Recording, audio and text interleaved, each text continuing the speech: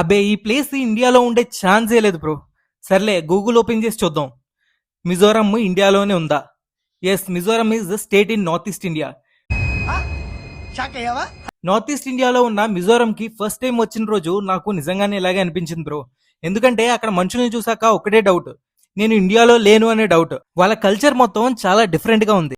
వీళ్ళ హిస్టరీ ఏంటి అని ఒక లోకల్ని అడిగితే ఇలా చెప్పారు. మైండ్ బ్లోయింగ్ హిస్టరీ ఇది. మిజో పీపుల్ పూర్వీకులు ఎగ్జాక్ట్ గా ఎక్కడి నుంచి వచ్చారో ఎవరికి 100% తెలియదు.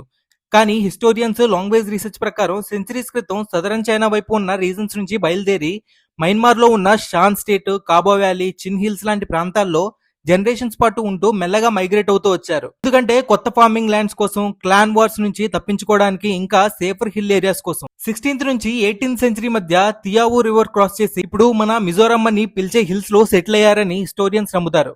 ఆ లాంగ్ జర్నీ తర్వాతే ఇవాళ మనం మిజో కమ్యూనిటీ అని పిలిచే ఐడెంటిటీ ఫామ్ అయింది.